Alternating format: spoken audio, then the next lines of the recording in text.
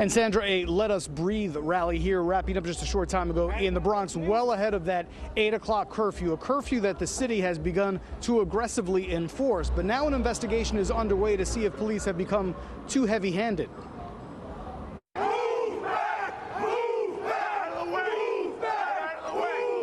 It may have been a peaceful protest, but the ending was not. NYPD officers in riot gear arresting protesters on the Upper East Side for violating the city's 8 p.m. curfew.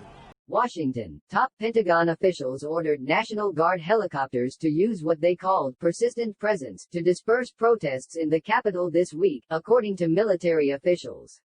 The loosely worded order prompted a series of low-altitude maneuvers that human rights organizations quickly criticized as a show of force usually reserved for combat zones. Ryan D. McCarthy, the Army Secretary and one of the officials who authorized part of the planning for the helicopter's mission Monday night, said on Friday that the Army had opened an investigation into the episode. 2 Army National Guard helicopters flew low over the protesters, with the downward blast from their rotor blades sending protesters scurrying for cover and ripping signs from the sides of buildings. The pilots of one of the helicopters have been grounded pending the outcome of the inquiry. The high-profile episode, after days of protests in Washington, some of which turned violent, was a turning point in the military's response to unrest in the city. After days of operating on the periphery of the crowds, National Guard forces suddenly became a focus of the controversy over the military's role in urban law enforcement. Military officials said that the National Guard's aggressive approach to crowd control was prompted by a pointed threat from the Pentagon. If the Guard was unable to handle the situation, then active-duty military units, such as a Rapid Reaction Unit of the 82nd Airborne Division, would be sent into the city.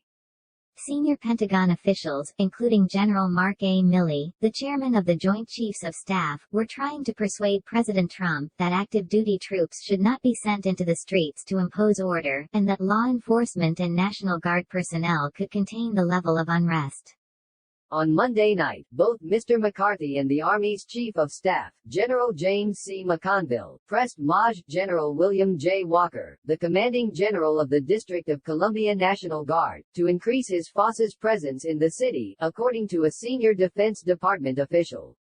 An Army official declined to comment, saying that the investigation was continuing.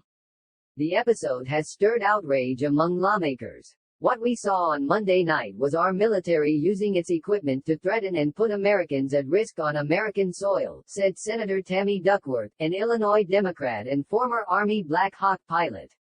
Documents obtained by the New York Times show that planning for the National Guard mission included oversight by Mr. McCarthy and General McConville. The operation had been reviewed by a judge advocate team, military lawyers, before aviation units were instructed to apply persistent presence. These types of maneuvers are well known to Mr. McCarthy, who served in the Army's Elite Ranger Regiment during the opening operations of the war in Afghanistan. The episode, which occurred about 3 hours after a 7 p.m. curfew in the capital went into effect on Monday, began when a Black Hawk helicopter, assigned to the District of Columbia National Guard, began a low and slow pass over a group of roughly 200 peaceful protesters in the Chinatown neighborhood. This is unbelievable. Understand? Is this normal to you? This is not normal. Police made at least 60 arrests in Manhattan, loading protesters into correction department buses. The chief of department says there will not be any more leeway. They have to be off the street. An 8 o'clock curfew, we gave them to 9 o'clock. And there was no indication that they were going to leave these streets. This area has been hurt enough. The businesses here are suffering.